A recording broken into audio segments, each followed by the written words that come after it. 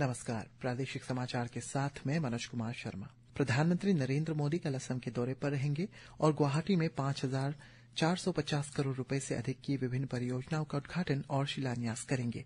इन परियोजनाओं में ब्रह्मपुत्र नदी पर कुमार भास्कर वर्मा सेतु, कामरूप के आमिंगांव में पूर्वोत्तर क्षेत्र के लिए राष्ट्रीय डेटा केंद्र और IIM गुवाहाटी शामिल है।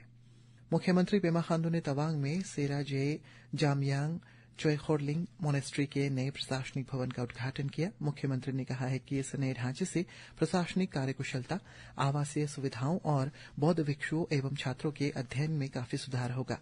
उन्होंने भारतीय स्टेट बैंक की तवांग शाखा द्वारा एक स्कूल बस को प्रदान करने की सराहना करते हुए इससे बच्चों को सीधा लाभ सुनिश्चित होगा।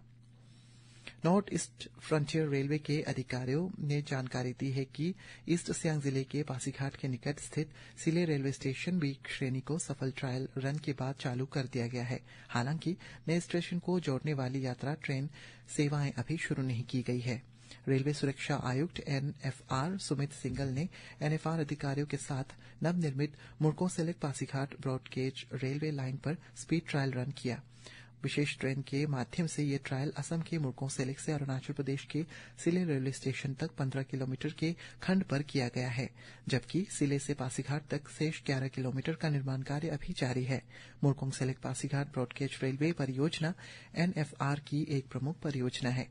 पिछले वर्ष दिसंबर के अंत तक इस परियोजना की लगभग 60% प्रगति हो चुकी है। सहकार से समृद्धि, cooperatives build a better world विषय पर 2 दिवसीय राज्य स्तरीय सहकारिता सम्मेलन ईस्ट सियांग जिले के पासीघाट में शुरू हुआ। सम्मेलन का उद्देश्य विभागों के बीच समन्वय को मजबूत करना और जिले की सहकारी समितियों की क्षमता को बढ़ाना है। कार्यक्रम का उद्घाटन खाद्य एवं नागरिक आपूर्ति मंत्री गैब्रियल देवांगसू ने की। इस अवसर पर उन्होंने ग्रामीण उद्यमिता को बढ़ावा देने और किसानों, युवाओं तथा महिलाओं को आर्थिक रूप से आत्मनिर्भर बनाने में सहकारी संस्थाओं की महत्वपूर्ण भूमिका पर प्रकाश डाला। Forum for awareness of national security Itanagar chapter के सहयोग से देरा नातुंग गवर्नमेंट कॉलेज ईटानगर के एंथ्रोपोलॉजी डिपार्टमेंट द्वारा पूर्वोत्तर सीमांत क्षेत्र मुद्दे और चुनौतियां विषय पर 1 दिवसीय व्याख्यान का आयोजन किया गया। इस अवसर पर असम के पूर्व DGP एवं पूर्व मुख्य RTI आयुक्त डॉक्टर AP राउत ने जनजातीय संस्कृति और राष्ट्रवाद के बीच संतुलन के महत्व पर जोर दिया। उन्होंने कहा कि अरुणाचल प्रदेश में राष्ट्रीय राजमार्ग, आर्थिक गलियारे और सैन्य हवाई अड्डों का विकास राष्ट्रीय सुरक्षा को ध्यान में रखकर किया जा रहा है। वहीं फेंस के राष्ट्रीय कार्यकारिणी सदस्य इंजीनियर VN पांडे ने जनजातीय संस्कृति और पहचान की रक्षा के लिए इनर लाइन परमिट प्रणाली को मजबूत करने की आवश्यकता पर बल दिया। राज्य में प्रारंभिक बाल्यावस्था देखभाल और शिक्षा को सुदृढ़ करने के उद्देश्य से समग्र शिक्षा अरुणाचल प्रदेश द्वारा SCERT अरुणाचल प्रदेश के सहयोग से ईटानगर में 3 दिवसीय राज्य स्तरीय कार्यशाला आयोजित की जा रही है, जो 14 फरवरी तक जारी रहेगी।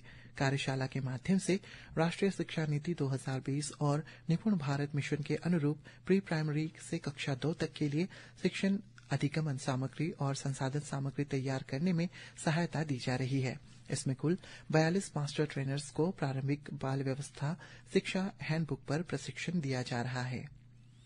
ईटानगर स्थित उच्च एवं तकनीकी शिक्षा निदेशालय ने स्रोत पर कर कटौती संग्रह TDS, TCS, SNA, स्पर्श और प्रधानमंत्री उच्चतर शिक्षा अभियान की मासिक प्रगति रिपोर्ट से संबंधित 1 दिवसीय प्रशिक्षण कार्यक्रम आयोजित किया। ये प्रशिक्षण सरकारी महाविद्यालयों, पॉलिटेक्निक कॉलेजों, DC कार्यालय, RCR, SCERT, उच्च शिक्षा, माध्यमिक शिक्षा और प्रारंभिक शिक्षा विभाग के सभी DDO के लिए आयोजित किया गया। इस अवसर पर आयकर से जुड़े विभिन्न विषयों पर तकनीकी सत्र आयोजित किए गए और प्रतियोगिताओं के प्रश्नों का समाधान भी किया गया।